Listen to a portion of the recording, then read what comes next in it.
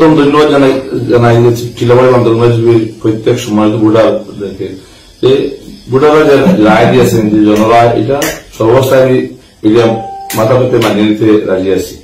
কারণ এই যে হারের কারণ হইল ওয়াকফ বিলে সেন্ট্রাল গভর্নমেন্ট যখন এনেছে সেই ওয়াকফ বিলে মানুষ বিক্ষুব্ধ, বিশেষ করে মাইনরিটি মানুষ বিক্ষুব্ধ। এর কারণে মানুষ কংগ্রেসমুখী ভোট দিয়েছে। যদি এই ওয়াকফ বিল ইস্যু না থাকতো এবং সিদ্দিক সাহেব যে সমর্থন দিয়েছেন, সিদ্দিক সাহেবের এই সমর্থন দেওয়ার কারণে আমাকে বিজেপি এই সমর্থিত প্রার্থী বলা হয়েছে, এই দুইটি ইস্যুতে আমার ভোট কম হয়েছে।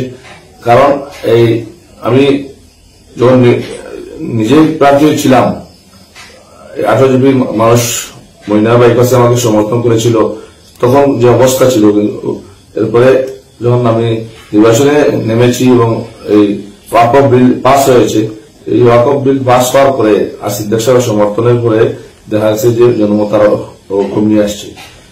আমি সবাইকে ধন্যবাদ জানাবো যে এই ওয়াকফ বিলের যে আবহাওয়া, এই যে ওয়াকফ বিলের এগেনস্টে মাইনরিটি মানুষের যে ক্ষোভ, এই ক্ষোভের পরেও যে প্রায় 10,000 সামথিং ভোট আমাকে এই চিলাবাড়ি বান্ধবগুলো মানুষ দিয়েছেন, আমি তাদেরকে ধন্যবাদ জানাচ্ছি। এবং যারা ভোট আমাকে দেয় নাই তাদের উপর আমি খুশি। কারণ এই যে তারা এটা বিজেপির বিরুদ্ধে কংগ্রেসকে ভোট দিয়েছে।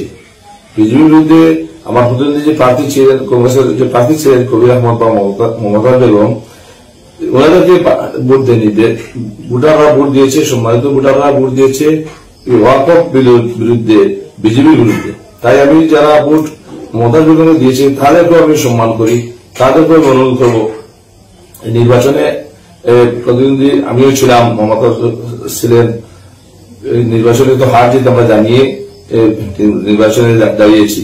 তাই যারা আমাকে ভোট দিয়েছেন তাদেরকে আমি বিশেষ ধন্যবাদ জানাচ্ছি এবং তাদেরকে আমি চিরঋণী।